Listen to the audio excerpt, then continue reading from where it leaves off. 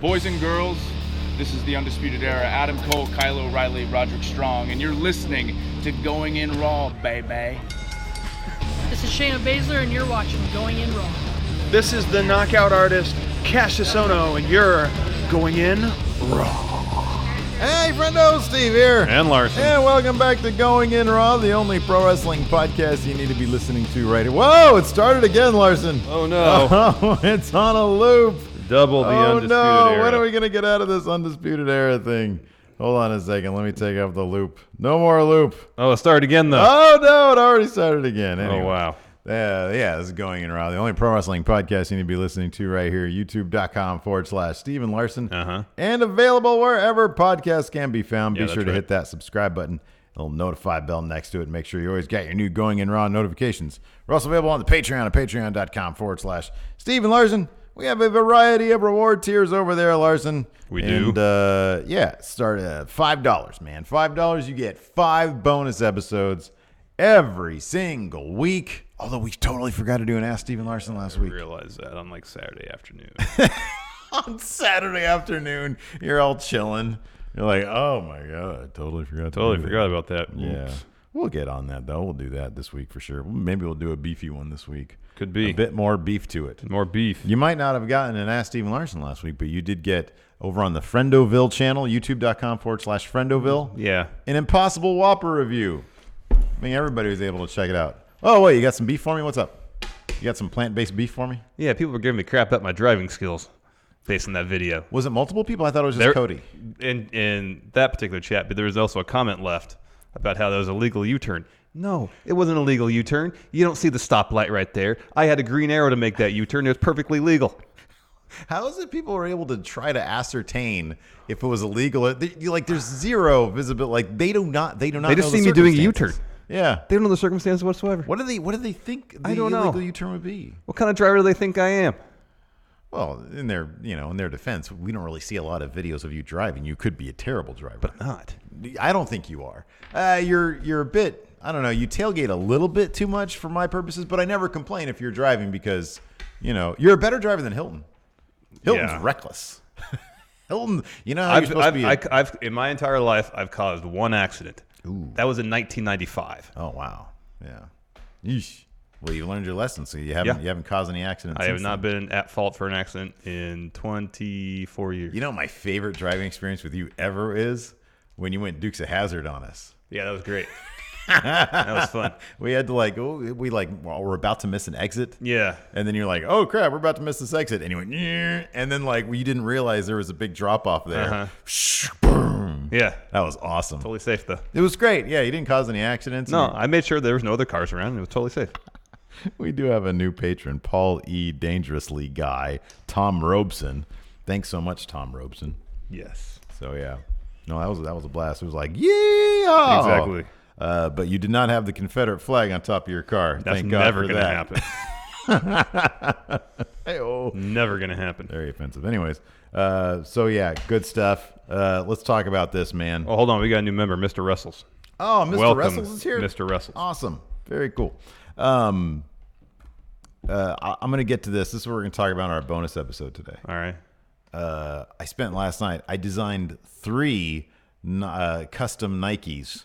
The Internationalist. Have you ever worn those before? No. I know what they are, though, yeah. Okay. Old school looking kicks. Yeah. This is on Nike by you? Yeah. Okay.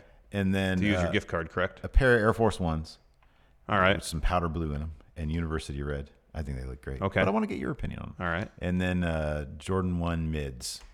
Mids are the yellow ones you have that you can never break in. Not the yellow ones. I know. I'm just saying that's the model. These are the ones, yeah, but these are the ones, they have like a Velcro strap on them. I don't know why. Okay, they're not Jordan 1 mids then. Well, there's something. I'll show them to you when we get to Overrun. Yeah, I want to get your opinion. Okay. I don't know if I'd get the Jordan ones because I don't like the yellow ones I have. Yeah, if they're mids, those are the same model as the yellow ones. Yeah, I know, but I want to see. The problem is that and the Air Force Ones were sold out. And it doesn't tell you that until you're done designing them. Mm-hmm. It's irritating. I don't know. Anyways, NXT, TNT, I'm sorry, NXT on USA is going to be launching in 2 weeks. Last night, we got an idea of what that episode is shaping up to be match-wise anyways. Yeah, well, at least 2 of them. At least 2 of them. And got one doozy of, you would think, a main event. That's going to be a takeover level match. You'd think so. Roderick Strong versus Velveteen Dream for that North American title.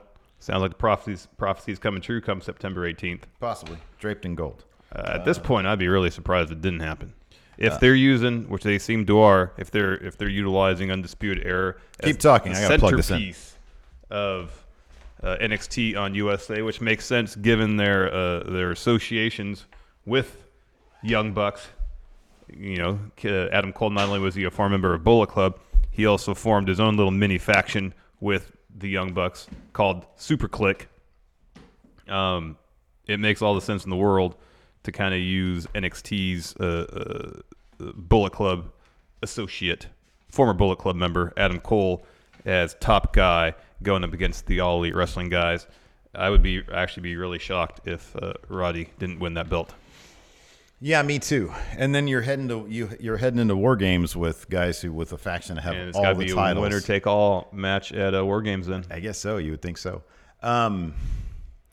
So what are the matches that have been announced for the? And I know they're not going head to head because NXT is getting a jump. On the AEW on USA, on TNT. I did not fill this up either. I'm a mess today. You are. I came in like 8:32. They're not going head-to-head, obviously. No, but they got 2-week advantage, yeah. To me, it'd be kind of interesting to take a look at NXT's first step forward on cable TV and AEW. What are the matches so far announced for AEW's first? For AEW, they're going to crown the first women's champion. And then Cody versus Sammy Guevara. And then the Elite, Kenny, and the Young Bucks taking on Jericho and 2 mystery partners. Oh. Probably going to be LAX. Or where the heck they call them. Okay, yeah. Pride and Prideful. Whatever. Pride and Prejudice. They're LAX in my mind. Yeah, they're X-Lax. So how do you think those 2 batches of matches, you would think that the best match on paper anyways, out of all of them would be Dream versus Roderick Strong. That would be that's my opinion. Well, I mean, it's either that or it's the Elite taking on, assuming LAX is Jericho's partners, and assuming that LAX carries the load for that particular team, that has the potential to be a really good match. That's the thing. Jericho's your champion, and he'd have to not be heavily featured in that match for it to be as good as it should be. And I'm not sure that they're going to do that. Why would you have him sort of in the background? Because he's slow and brawling these days. Yeah, I know. That's not the most exciting thing in the world. No, unless they really, like his first match against Kenny in New Japan was really good. It was pretty fun. Yeah. But the one at a Double or Nothing was kind of meh. Yeah, and I'm not taking anything away from Joel. I guess I am by saying that.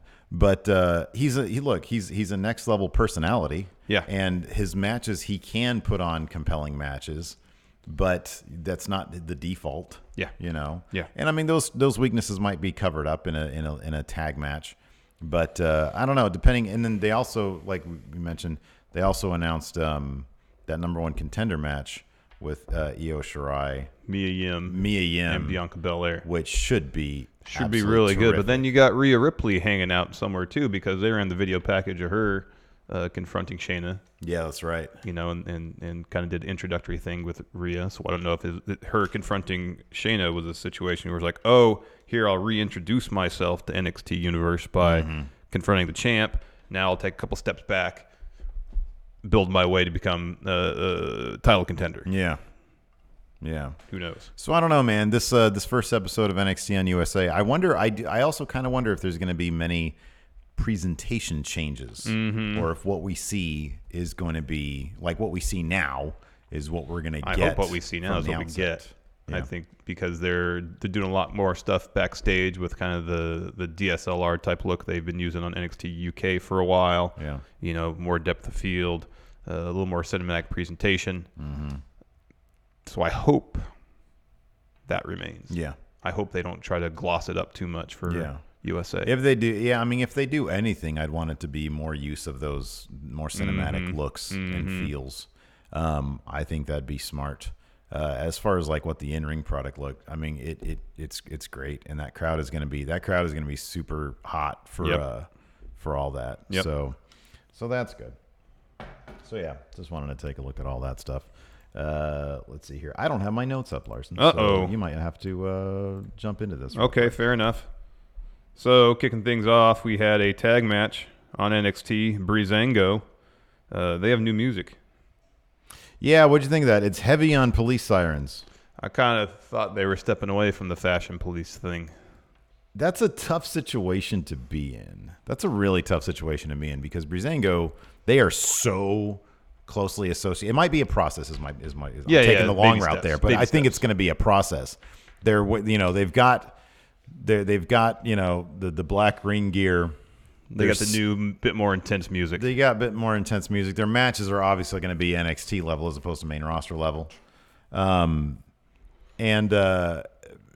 they even came off as they came off as less cartoonish because I think smartly they gave them opponents that are so far cartoonish. It was awesome. I thought it was hilarious. Yeah, it was pretty funny. And so Breezango just sort of had to sit back and chuckle at them as opposed to being the ones that people chuckle at. Yeah. And apart from Fandango grinding his hips a bit, there really wasn't a whole lot of the typical, he didn't do any of this stuff. Yeah. I mean, I don't want him to lose the grinding of the hips because it's hilarious. Especially when he's on the apron and Tyler Breeze is doing something. You just see him in the background grinding his hips. Well, that's the best. But also post-match, he's grinding his hips and he's so out of rhythm. Doesn't matter, man. It just turns into awkward, like thrusting. No, it's amazing. It's like a dog who found a hole in a wall. It's fantastic. He's just going to town on it. Yeah, it's rad. Oh, man. So, yeah, they took on Matt Martell and Chase Parker. Apparently, they've been a team for 15 years, according to commentary. They've known each other since the third grade, according to commentary as well. Let's see if local competitor has any information on them. No. We also saw Tyler Hastings again last night on 205 Yeah, Live. we did. Yeah, we did. Not surprisingly, Breezango wins with their finish. A bit more competitive match than you would anticipate normally when they're taking on a couple of guys you've never heard of before. All the hugging, their entrance was great because the one dude, Matt Martell, he's up on the top. And then the camera's with them, and then you see the other guy pop in, climb into frame, and they hug each other. Oh man, that was all good stuff. Yeah, it was one of those things. It was borderline bizarre. You'd have to see it to see these guys interact with each other. It's great because you and I have known each other for over 20 years now, and we don't really the point with these guys is they've known each other for so long. They're like best friends, but we don't hug like that. No. We high-fived yesterday, and it was super awkward. Even that we couldn't figure out. No. Yeah. After that, Jordan Miles, he's making his way into Full Sail Arena. He's interviewed. He's joined by Keith Lee. So he's asked, are you nervous? And he says, yeah, I'm nervous, but once I get into that ring, I'll get my confidence. Everything will be fine. Yeah. And then Keith Lee kind of hypes him up a little bit. He's ready for his main event match against Adam Cole for the NXT title. Yeah. You'll do just fine. Keith Lee's he's gonna jack up Jordan Miles, man. I think he's gonna turn on him. I think Keith Lee's I'm not. By the way, I've not paid attention to any spoilers. All right. I'm just guess. This is a guess on my part. Keith Lee's been acting way too nice. Keeps on talking about how Jordan Miles just got there, and that's sort of Keith Lee's thing. Is he's been there for a year and he didn't have anything to his name. Yeah. Jordan Miles just got there. He gets a title shot. Yeah. He's gonna jack that dude. Yeah. Probably. I want to see a heel Keith Lee. Yeah, me too. That's what I want to see, man. We only got one more week before NXT on USA. Yeah. Yeah, I don't know. Like I said, I'm not. If that actually has happened in the tapings, I have no idea.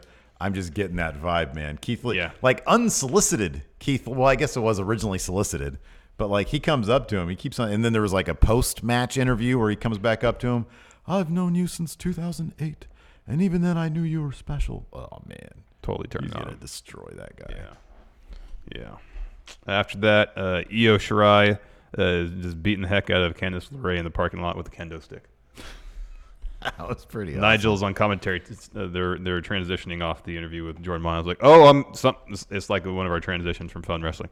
Or Steve W. Oh, hold on a second. I'm getting word something crazy is happening backstage. Something's happening backstage. Let's see what that is. Now let's go to the social media lounge. Casey Michael from Squared Circle Sirens mentioned that he had heard that Candice is a bit beat up right now. Mm-hmm. So I wonder if that was a way. Obviously, she's not in the number one contendership match. No. And so that's maybe a way to write her off for a couple weeks. Maybe. Hopefully nothing serious because she's awesome. I know, she's the best. After that, we had Cameron Grimes promo. He was very upset. Yeah, he wanted to win. He wanted to win the breakout tournament and get a title shot. He said, but instead, I'm at the bottom, so I got myself this new hat. I got a Jim Dandy hat, if you will. I'm wearing my Jim Dandy hat. Would you like to buy some tonic from Cameron Grimes? I'd like to buy some tonic. Anyways. Cure what ails you. Let's see here. After that, we had Velveteen Dream versus the Finest. Kona Reeves. Didn't take much, though, for Velveteen Dream. They tried to make Kona Reeves look a bit strong, a little bit. He got some offense then, and he goes for a pin on Dream, puts his hand on the rope. Ref sees it. Mm-hmm. Kona starts arguing with ref. Yeah. I'm Finest. And then, the Dream hits him with 2 super kicks and a Dream Valley driver for the win. Didn't even have to go up to that top rope and drop one with the signature. Yep. Yep. You know your lot's not great in the promotion when you lose to a signature. Yeah. Back to the drawing board for the Finest. And yet, I have this prediction for the Finest. I think this upcoming draft, he's going to be Mr. Irrelevant. I think he's going to get chosen because I think Meltzer was speculating on Wrestling Observer Radio that he thinks they're going to have some NXT talents in the draft. I think Kona Reeves probably going to go at like number 60. And I don't know. They need some new talent for the 24/7 title. Yeah, that's true. I can't think of anybody finer. He seems perfect for the 24/7. Perfect for that, right? The finest est. Because all you really need for that is the ability to roll people up, and then like some good personality. Mm-hmm. He can roll people up, and he's got some personality. Oh, he's got look, man. Don't take that away from the guy. He's got tons of personality. It's just goofy. Yeah. You don't believe this guy's going to win anything legitimately. He's goofy as heck, which is perfect for the 24/7 title. Anyways. So after Dream picks up the win, Roderick Strong shows up on the Tron. He's cutting a promo saying, hey, you want me to experience something? This camera kind of slowly pulls out. Because when you see him, you notice that he's got there's a flickering red glow. Flickering orange light. Which is never good. And the camera pulls out. He lit Velveteen Dream's couch on fire. Yeah. Yeah. So that's how you get a title shot. That's how you get a title shot. Yeah, in 2 weeks. Arson. Yeah. Then we had a Rhea Ripley, Shayna. Dream's reaction was mildly inconvenienced. Like, oh man, I got to plunk down another $250. Another purple velvet couch. Yep. Rhea Ripley, Shayna Baszler vignette next. Introductory package for Rhea Ripley to NXT. Yeah, good stuff. Kind of surprised that later on in the recap, Rhea Ripley beat Piper Niven. I'm really surprised that wasn't the main event, considering what the main event ended up being. That really should have been the main event. That really should have been the main event. Unless they're positioning Sid Scala as the new Stone Cold Steve Austin of NXT UK, which doesn't seem likely. No, I saw what happened in the next set of tapings. It doesn't seem likely at all. I saw that too. So I don't kind of interesting though. I don't get it. Yeah, I don't get it, man. After that, Tanara Conti, which they're just calling her Tanara now. Tanara, yeah. Taking on Bianca Belair, and they didn't have Conti in her package. No, and commentary didn't refer to her as Tanara Conti. Interesting. And actually, Tanara had control of this match early on. Mm-hmm, yeah. She was putting it to Bianca until she jumps off the apron. Belair catches her, hits fall-away slam ringside, and then shortly thereafter, Bianca's back in the ring, hits her finish. Mm-hmm, yeah. Fun match, though. Yeah, no, it was cool. And they're getting Bianca back in that title scene, although I'm not really optimistic in terms of that number one contender match. But I guess you never know. Yeah. Speaking of that, next we get Regal in his office making the announcement in 2 weeks' time. NXT on USA. Mia Yim versus Bianca Belair. Versus Bianca Belair. Versus Io Shirai. Winner will be number one contender for women's title. It's going to be our debut on USA. It'll be lovely. And I wouldn't be surprised whoever wins this gets their title shot. Oh, I don't know, on October 4th. That could be. Are they going to? They're going to pull out all the stops. Aren't they? There'll be an NXT title match defense probably. the women's title defense as well, probably. Yeah, they're going to pull out all the stops. And have Kevin Owens show up. Maybe. Would not be surprised. That would be amazing. That'd be pretty cool. That'd be great. That'd be pretty cool. Yeah. And then our main event, Jordan Miles cashing in his title opportunity against Adam Cole, baby. Fun match, gave it a lot of time. They gave this match a lot of time. I love the story, the midpoint of the match when Adam Cole started slapping him. Like he was on the ground. He says, "Come on, man. You're here. Give me your best. I want to see your best. You're not at my level. You're not at my level. I want to see your finest." And, of course, this inspired a comeback for Jordan Miles. Mm-hmm. With some cool flippy stuff, too. Yeah. Hits a Pescado over the top rope. Hits top rope splash. Gets 2. Adam Cole misses a kick. Miles hits a really slow deadlift German suplex. Gets another 2 count. Jordan Miles runs towards the ropes as if to attempt a suicide dive or something. Cole gets back in the ring. Hits him with a nasty pump kick.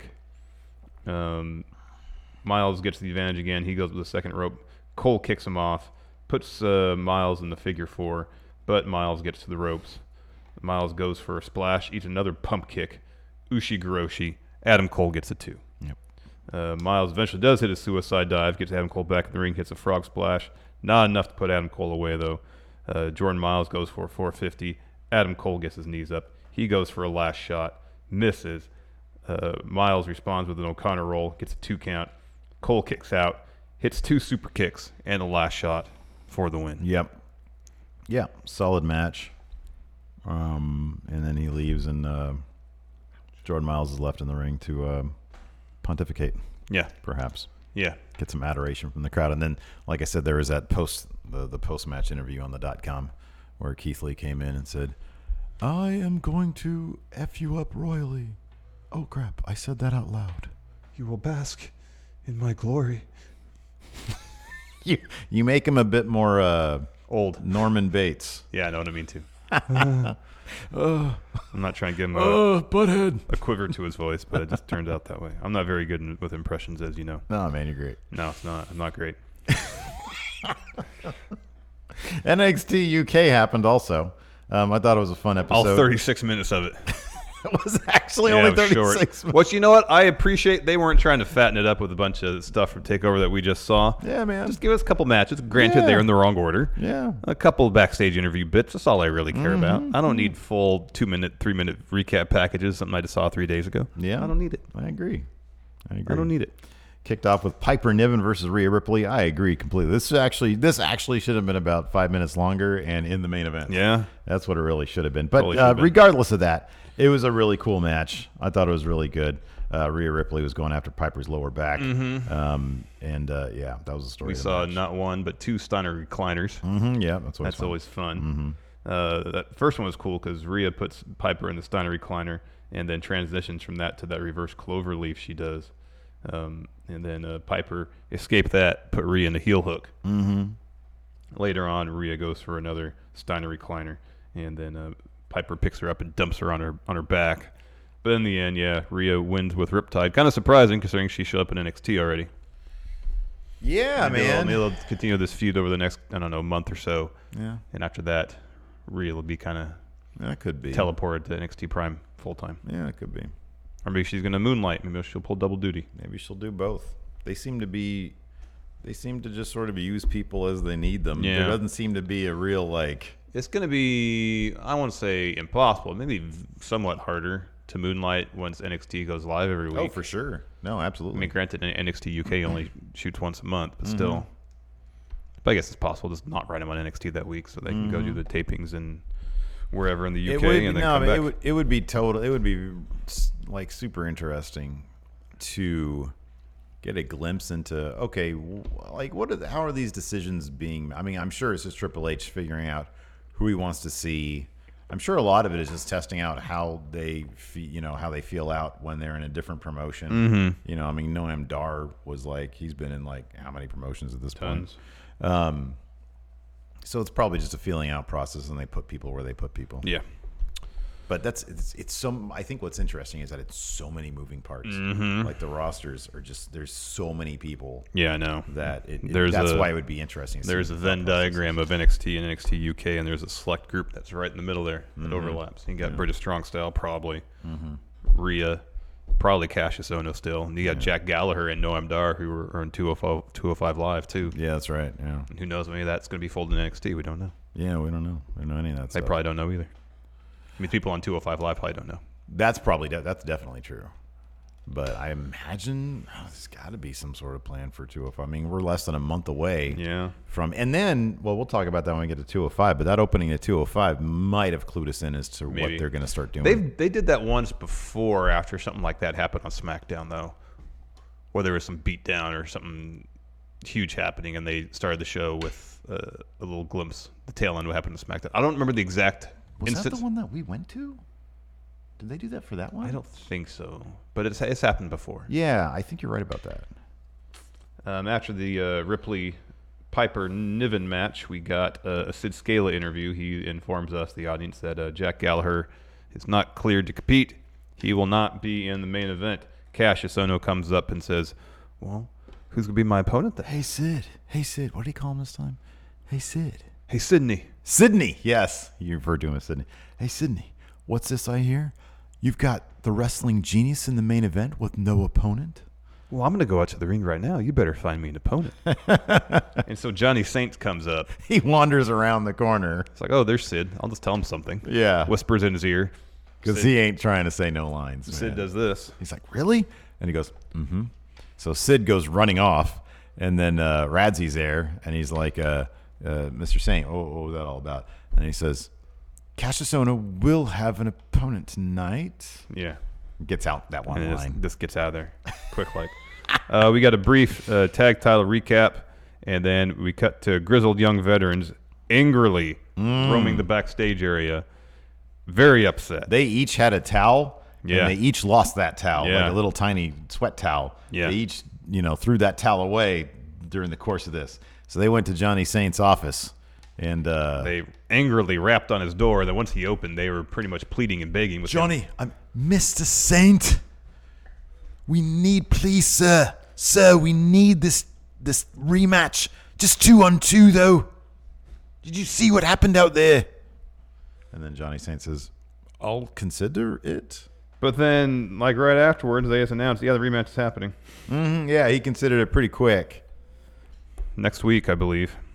Yeah. That should be a good match. After that, Gallus in the training room. Joe Coffey in pain after that last man standing bout. He kept on repeating Gallus boys on top or something like that. Yeah. It was something. He just kept on repeating that, and then Wolfgang said, can we get a trainer over here, please? Yeah. He might have internal bleeding. Ruptured spleen. I don't know. He's hurt. And then we go to Dave Mastiff, and the Hunt's like talking him up. It's like you're a top large guy in you're top hoss in NXT UK. Pretty much. He's like, but you just have to remember, don't lean on stuff if it's a last man standing match. Yeah. Don't lean on things. If someone's got a hold of your beard, don't headbutt them. Yeah. Because when they fall, you fall. Remember, if you're leaning on something with wheels, it can easily be kicked out from under you. Yes. So just lean on something steady. A lesson for the future. Under you, yes. After that, women's title match recap. Nothing really new here. And then we got this, Trent Seven and Tyler Bate backstage. Really shallow depth of field. It seemed this was razor thin depth. Yeah, of field, it seemed like they were sharing a legitimate moment. Yeah, it did. It seemed very intimate. You know, it did. It really did. Yeah. And part of that, I think, was how it was shot. It was the really shallow depth of field. Yeah. Tight frame. Trent Seven was just, I think, telling Tyler Bate, hey, stick to it. You're a big, strong boy. Yeah. You can go very far. You're very young. You got a Tegan Knox promo. She's debuting next week. Nice. Very cool. And then the main event, Cassius Ohno versus his mystery opponent, Sid Scala. Yeah, that crowd went ape for Sid, man. Yeah. That's a great way to build up a guy, is have him be a very, very likable, affable general manager. Mm-hmm. But then when he wants to throw, he'll throw. Yeah. I like that. No, it was fun. Yeah. It was a fun match, but it shouldn't have been the main event. Yeah, no, I agree with that totally. But that crowd did go. I don't know, man. The way that crowd responded to Sid, they might have been like if that was not the main event, the actual main event might have gotten overlooked. It might have been overshadowed. I don't know. Man, building a star out of Sid Scala. Yeah. Sydney. It was a match where Ono would wreck him, and then Sid would mount little bits of comebacks, and then Ono would wreck him some more. Sid got just enough of a comeback in, or enough comebacks in to make you think, maybe he'll roll up Ono for the win. No. Ono destroyed the back of Sid's head with an elbow. He's a wrestling genius. Yeah. And he's got a nasty elbow. I wonder if they were going to sell those shirts of his. I wonder if on his Pro Wrestling Tee shop if he's got Cassius Ono Wrestling Genius shirts. I thought that was the yay. I thought he did, but I could be wrong about that. I don't know if he can use Cassius Ono on his Pro Wrestling Tee shop. Walter's still Walter on his. Yeah, but he was Walter before he went to WWE. Whereas Cassius Ono is Chris Hero. Hero Miedo. Doesn't look like it. Doesn't look like it. Although you can actually go to any mall and get the same shirt. It's just a yellow shirt with the old Cooper font. Yeah, thank you. The Cooper font with the it's probably felt and ironed on. Yeah, it's great. Yeah. Anyways, after that we had 205 Live. And then the first 5 minutes was just a holdover from SmackDown. We got to see what happened with Rowan, who went backstage. The refs attending to both Daniel Bryan and Roman Reigns. And it makes me wonder if, because there's been talk about what they're going to do with the third hour there on SmackDown Live on Fox.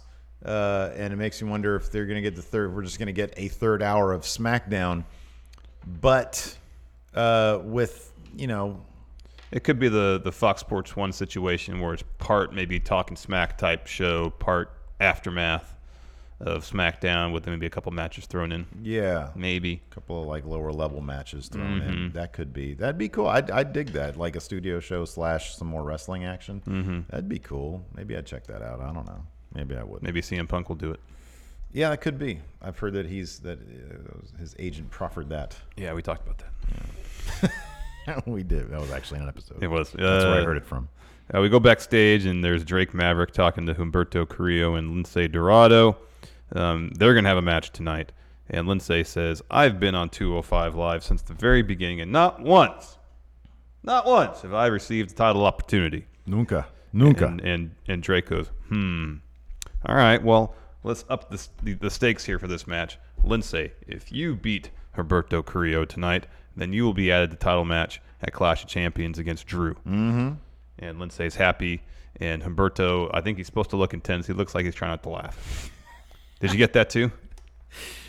He just has affable face. I know. He's got, I'm really excited to be here, and they seem to love me. Yeah. Because that dude is all over every episode of 205. Other guys will spend entire weeks. Like, where's Kanellis been the last couple weeks? Then he finally shows up. Humberto is like every week, man. He is the face cornerstone of 205 at this point. They obviously love him. Yeah. So I also he's probably like, oh yeah, you see what's gonna happen here? They're putting Lince in this match to eat a pin. Yeah, because they don't want this facha, to eat a pin. Someone said he eats the pin tonight. Exactly. Yeah. Yeah. First match of the night, Tony Nese taking on Mike Kanellis. Mm-hmm. Maria's watching a match from backstage. Yeah. This is a physical match, man. It was. This is physical, hard-hitting. Hard-hitting match. High octane. Things really picked up when Mike Kanellis hits the DDT on Tony Nese in the foot of the ramp. Uh-huh. Ow. They've been using that corrugated steel, the foot of the ramp, for spots a lot lately. Yeah, they have. That doesn't give. The best is when Elias just threw Ali on it. That was awesome. And that probably really hurt. Yeah, it probably really did. Back in the ring, Kanellis avoided Nese's springboard moonsault, and then he just tosses Nese from the ring, sets him up over the barricade, and then hits a drop kick. Impressive feat of athleticism from Mike Bennett. Good stuff. That almost missed. Yeah, he had to really stretch out to get one foot on him. Yeah, I got one leg. Yeah. One toe whiffed him. Yeah. Back in the ring, Nese hits his German suplex in the corner, but he can't go for the running Nese. Too beat up. Mm-hmm. He finally does hit his moonsault, though. Only gets a 2 count. Yeah. Nese tries a couple roll-up attempts on Kanellis. Kanellis responds with a spine buster, gets a 2. Nese eventually hits that 450, gets a 2 count, though, and then Kanellis hits his Crossroads finish for the win. Yeah. He was very excited about Huge that win. victory. Big victory. Because the commentary was selling these guys are bottom of the barrel. Yeah, pretty much. I think Aiden English said it was like a bottom of the barrel brawl. That's what I think he called them that. Something like that. Wow. Yeah.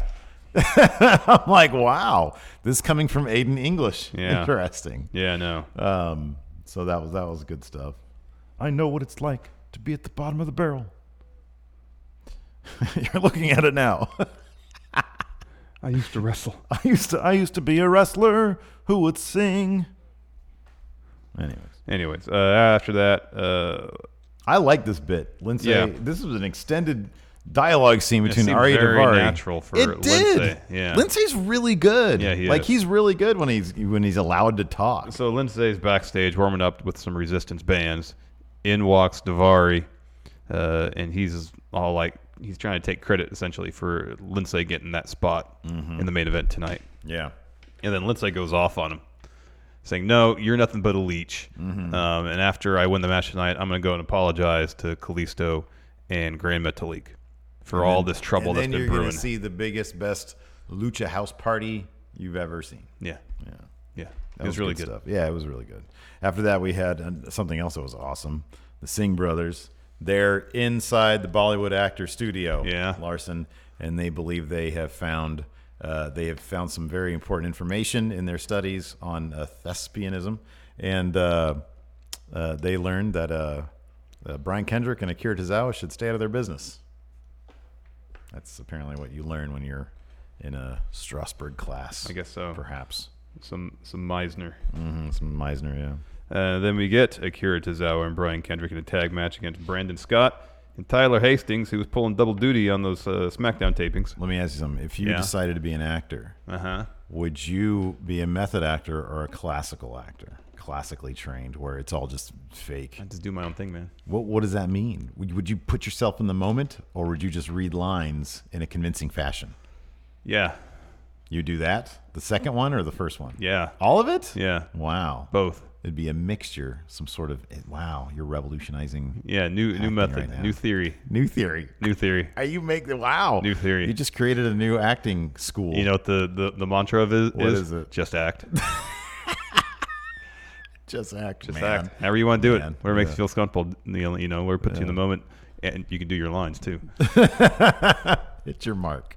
You hit your mark, you say your lines. Say your lines, yeah. If you want to try to like go out and try to be a trash collector, if you're playing trash collector, cool, man. Yeah, it's good too. If you don't want to, if all it takes is putting that the trash collector costume on, what if and then you feel like your trash students, collector? this new theory, your students want to know, what do you do when you're there on set? What do you do? Well, I don't like the smell of garbage, so I'm not going to go out and do that. Okay, I'm not going to go out and be trash collector. If you were supposed to be an emotionally attached lawyer who's emotionally attached to his client, I'd listen to some true crime podcasts. So every situation is different. Yeah. To your comfort level. Exactly. Oh, I like it. See, I'm all about not putting myself in uncomfortable situations. Yeah. So you don't want to think about bad memories when your brother stabbed your eye. No one ever stabbed my eye. I thought your brother stabbed your eye. No, he was chasing around the dog, and the dog almost bit my eye out. Oh, that's okay. Whatever it is. That's the story. Okay. Actually, that's fine. I mean, I didn't lose an eye, so it's not like terribly traumatic. So you're fine using that as a memory. Sure. Okay. Man, this new theory is complex. It really is. It truly is. That's good stuff. It's pushing yourself emotionally without making yourself really feel uncomfortable. Yeah. It's not doing too much work. Yeah, essentially. Okay, good. I like it. I like it a lot. Yeah, who wants to be maybe some people love being a trash collector. I'm not going to talk crap about that. No, totally. I'm not either. Yeah. It's Thursday. Why? It was my garbage day today. Oh, mine was yesterday.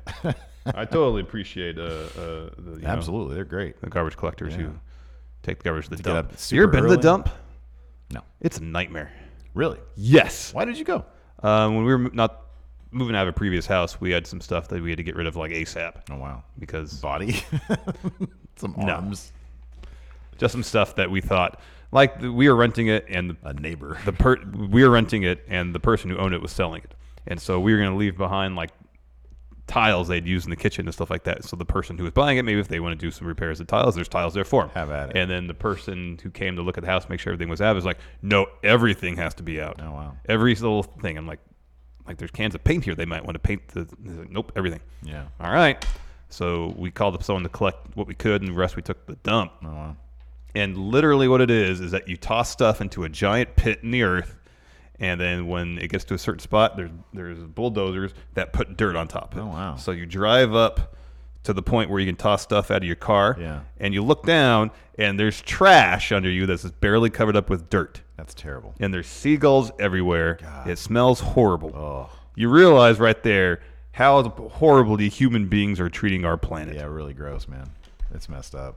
I'm going to get off this rock.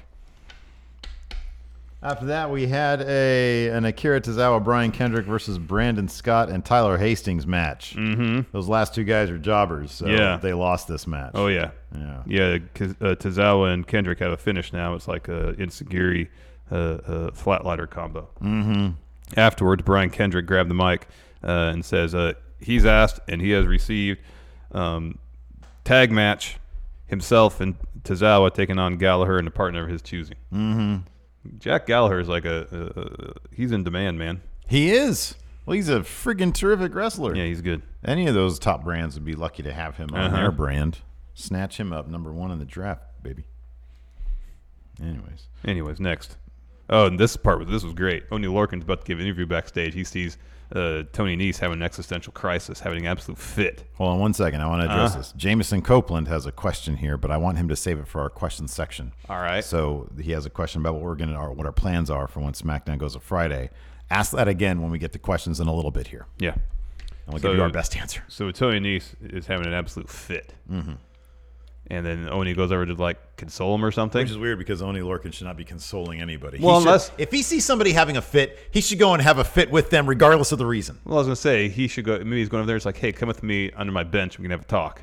I don't think I don't want to. Oni Lorcan, he should not be giving heart-to-hearts to anybody. Hey, man, I've been there. Screw that. You see somebody trashing stuff. Oni Lorcan's the type. Come on, he tweets in all caps. He should go over there and start throwing stuff around. Tony Nese's like, why are you doing this? I'm throwing the fit. Oh, yeah, I love fits. Yeah, that makes sense, actually. Yeah, man. Catharsis. It's all about catharsis. So anyways, Oni's over there trying to console him, and Tony says, oh, you understand? No, you don't. And then he starts beating the heck out of him. Mm-hmm, yeah. We get heel Tony Nese again, apparently. Finally, the main event, Lince Dorado versus Humberto Carrillo. Fun match. What did Nigel say?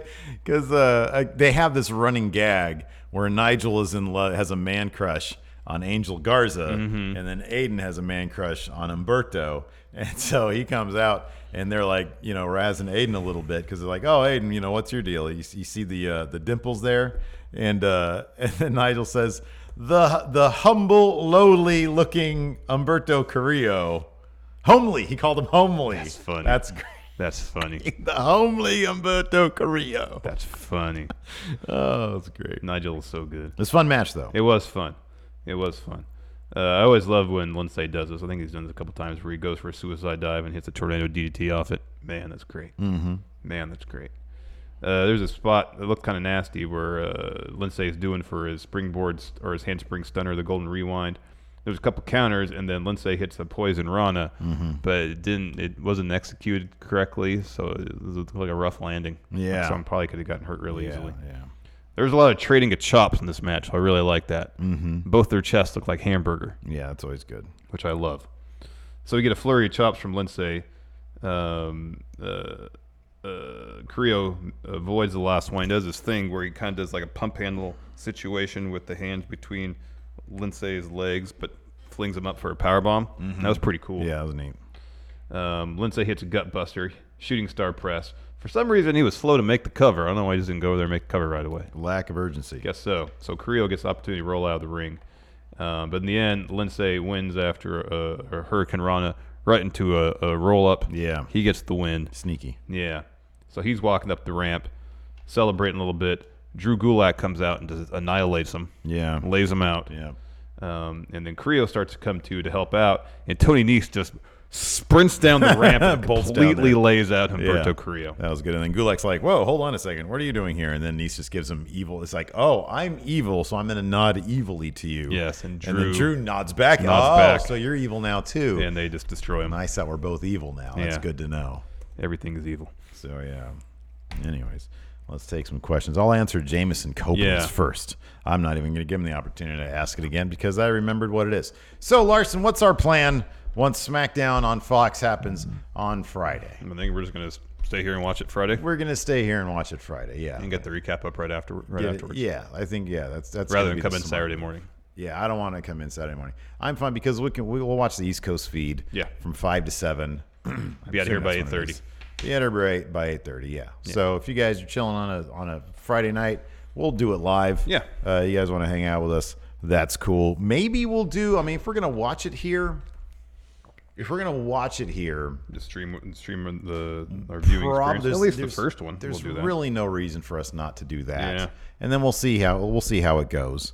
There might be some weeks when if we've got plans with our families or whatever, that maybe we'll try to bring in Cal or Hilton or somebody to sub in for one of us, just to give us some, it's Friday night. Yeah. So that's going to be the situation.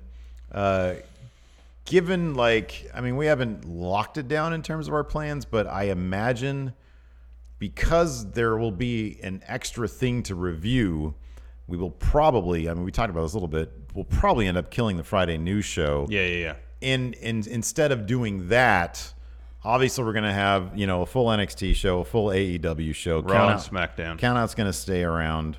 Matt Chat, of course, is a favorite. Matt Chat will stay, yeah. That's going to stay. But we're probably going to end up doing, I would imagine, Tuesday through maybe Friday or Saturday, news briefs. Yeah. I'm actually working on a new little intro thing for that. On top of that, that should be one thing. We're on the road to 200K. Well, hopefully. And so I think doing shorter news episodes also should theoretically help us. In theory. Maybe grow the channel a little bit. In theory. So, yeah, we're going to do that. And on top of that, we've gotten a good reaction from those over the past couple of days. It's just kind of what I would prefer the channel to be anyways, some short-form content. Yeah, I have some ideas about that we can talk about later. Oh, good. I love it. I love when you get ideas. So that's good. And then, that's what you guys can expect. Mm-hmm. So, yeah. Tom Fox, it's been way too long since I've been able to watch live. Miss joining you guys daily. Well, welcome back, Tom. Welcome, Tom. Jose Alaguna, I don't normally watch NXT UK, but Mark Andrews' theme sounds like it belongs as background music to American Pie. No, man, that's a great theme song. Give me a break. Mark Andrews' theme. That's not necessarily a knock on it. This sounds like a song of that particular era. That's all he's saying. I don't really necessarily take that as a knock. The music of that era is not good. It's pop punk. That's what his band is. Yeah, I know. But it's like right in line with Blink-182 and stuff. Oh man, don't relegate it to that. Mark Andrews' theme song, really. He has like 3 moves named after Blink songs. There's 3 acts in history, really. It's Elvis. You can't say Michael Jackson anymore. Prince. And what's his band's name? What's Mark? Junior. Okay. I know what the name of the band is. I hope Junior. You do. Look at you, you're such a mark for him now. I hope light you do. profanity face. Did you download their album? Dude, they don't have their picture on iTunes. But they have music on there. Yes, they do. But you have to look for it because there's a lot of other bands that are called Junior. Here, let's see if they're on. I'll see if they're on Spotify. All right, sounds good. I was listening to that Billie Eilish today. Oh yeah, what are your thoughts on that? I like it. It's good stuff. Junior in artists. Oh, wait a second. Did they? Oh, they added they got a full thing now. Before like a month ago they didn't. Nice. I'm very excited about that. Oh wow, did they get signed or something? What the heck? Anyways, good for them. He's a tag team champion now, so. I know. Good stuff, man. No, that's not. I don't see them on Spotify. Oh, man. All right, let's see here. I'm going to go to the Discord because I kind of have to. Not that I want to, but I have to. Yeah, it looks like Junior's on Spotify. Interesting. By the way, if you guys want to see what Epico Mondo looks like, $1 on the Patreon gets you access to our Discord. Mm-hmm. I'll be putting up that digital care package within the next 24 hours. I've got the gifts done. And then, he did a face reveal yesterday. Ooh. The benefactor is now revealed. Let's see here. Dominist asks, this is a great question, actually. You've been tasked with booking the main event for the first NXT show to go head-to-head with AEW. What do you do, Larson? Basically, it's just like a takeover. Yeah, you essentially got to book a takeover. Yeah, we sort of mentioned that like earlier. Yeah. It's going to Adam Cole versus who? I'm thinking Kevin Owens, man. Why not? Right? Go for it. Open challenge. Now that we're draped in gold, there's nothing we can't do. Yep. There's nobody we can't stand up to. I think that'd be good. Who won? And then Kevin Owens theme hits. Oh my God. Matt Riddle versus Goldberg. Yes. There you go. You would destroy. You would just annihilate AEW. Yeah. Johann von Wolfhausen, Cameron Grimes, and ring gear reminds me of Blanca from Street Fighter. I can see that a little bit. Mm-hmm. Yeah. Who would be the other Street Fighter character? So who would be Guile? One of the Forgotten Sons, I think. Yeah, that makes sense because he's got the army stuff on. Yeah. Yeah, it makes sense. Ken and Ryu. They would be, that's Breezango. Okay. Yeah. Okay. It's Breezango. All right. And then E Honda. Which one was E Honda? Was he the guy with the long arms? No. No, E Honda's the sumo. Sumo. Yeah. Keith Lee. Okay. And then who's Han? What about Zangief? Is he the Russian guy? Yeah. Dijakovic. Oh, yeah, of course. All right, there we go. Han. That's Kona Reeves, the guy that goes, Han. All right.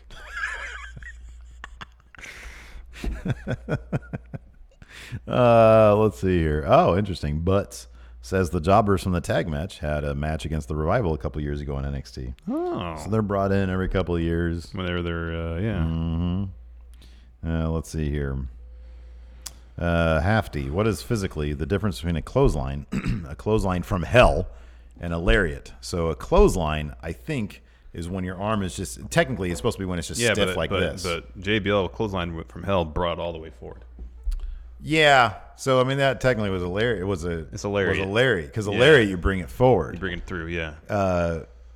Yeah. So, clothesline from hell. Does WWE ever say lariat on main roster? Or they always say clothesline. They always say clothesline. I think it's just a matter of whatever you want to call it. You pretty much, yeah. Alex Foster, is it bad I want vignettes of Kona acting super conceited with his gimmick only to come across as insecure and somewhat hilarious? Or at least like that network mockumentary for Elias. I think it might help his character. I agree. Oh, that'd be cool. A mockumentary. That'd be good. Ooh, Jay Sean Lawrence. Will Steve do the Mark Andrews arm wave next week? Dude, my shoulder is not fit for that. Oh, try it. He does it so fast. I'm not there yet, man. I'm not there yet. But hey, you know what? Ask me again next week. All right. I'm not going to practice here on camera. Next pay-per-view live stream for sure. Oh, I want to try it though. I just don't want to try it on camera because I might look like an asshole. All right, let's see this. You gotta do the leg though. God, that hurt. Do the leg though too. What is he doing? Well, here's a little walk. Oh, I can't do that. I don't. You gotta do the full thing. That is really difficult to do. If I practice, I probably could. Oh God, that hurts my fucking shoulder. Dylan Haggett, let's say British Strong Style hang around NXT UK and have a War Games match with Imperium. Who would be British Strong Style's fourth man? Good question. Eddie Dennis. He said he went way back with Pete Dunne. Yeah, he had a history with those guys. Yeah. I guess. That works. I don't know. Surprise return for Eddie Dennis. Waymaker says, Steve here, midlife crisis confirmed. I am looking at new cars right now, so that's a possibility. You're looking for new cars? You just got a new car. Yeah, I know. I might trade it in, though. For what? Something bigger. Mike?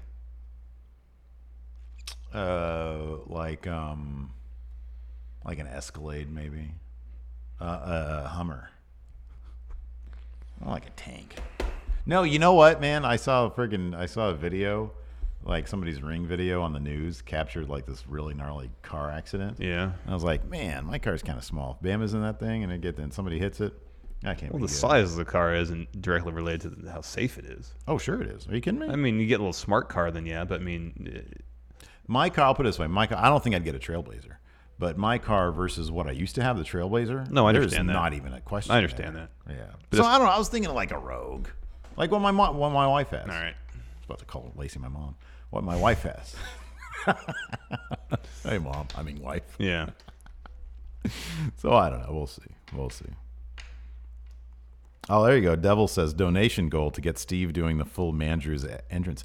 I don't know. I have no idea how he does the walk thing. It's not normal. It's very impressive. I've always been impressed by it because he kind of glides down at like it's like a weird. Because he doesn't walk side by side. It's like over. You know what I mean? Yeah, you're right. But it's he also takes like 2 steps with 1 foot. It's weird. Mm-hmm. I'm not to practice. I could probably do it if I practice it. I'd like to try it. I'd like to see you try that. Let's see it a few times. Tim Preston asked to hear Steve's Bret Hart nay. Nay. Nay. Nay. Nay. Nay. Ronan C. Does Walter not deserve to be on PWI's top 10? He will be next year. Hey, listen to me now. Was he on there last year? I don't think so. Not in the top 10. Nay. Greg Morris, if Steve becomes a fan of Kona Reeves, would that be the most shocking example of flip-flopping? No, I think him liking Mark Andrews is kind of the most shocking example of flip-flopping. No. Because you were pretty anti-Mark Andrews, especially his theme song. There's got to be a more shocking... What would be more shocking than that? Than Mark Andrews? Yeah. I can't think of any. I always liked Mark Andrews in the ring. I know, but you never liked his presentation. Is there anybody who I didn't like from top to bottom? It's not so much. I mean, you for a while it was Rusev. You're like, oh, I don't like his body type. I don't like his music. I don't like anything about him. And then you liked him. Yeah.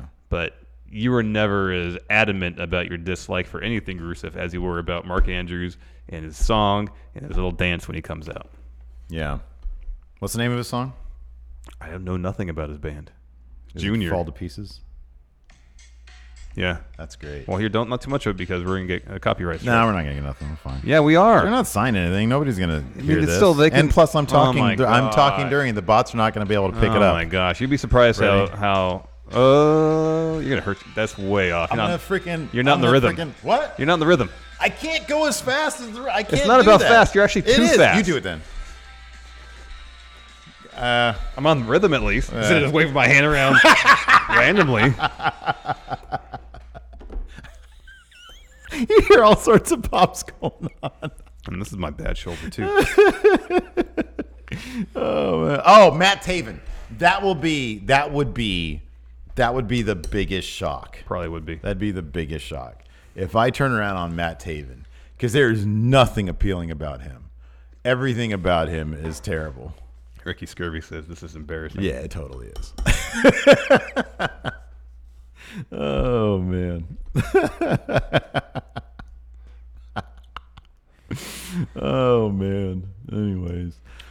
Oh goodness gracious. Is that it? Yeah, that sounds like. So for non-news today, we're gonna look at the shoes that I designed. Yes, I want to see these. I'll put them up on the. Actually, I think there are links to them. You can share the links. Yeah, I got the links. Julie says the channel is peaked. Yeah, I don't know if we can do much more than that. Oh man. Maybe that's what video we should do is Steve and Larson do wrestler dances. What other wrestler dances are there? Street Profits would be the ultimate. Yeah. Bud Ryan says Steve looked like he was directing a plane landing. Don't worry, Wayne. I'll gif it. Anyways, thanks everybody for tuning in. Appreciate it. Till next time, we'll talk to you later. Goodbye. Where's the button? Be a part of Going In Raw today at patreon.com/Steven Larson. Starting at $1 a month, you can enjoy Going In Raw ad-free, gain access to the daily 30-minute Going In Raw post show, exclusive merchandise, and so much more. Support Going In Raw today. Click the link in the description.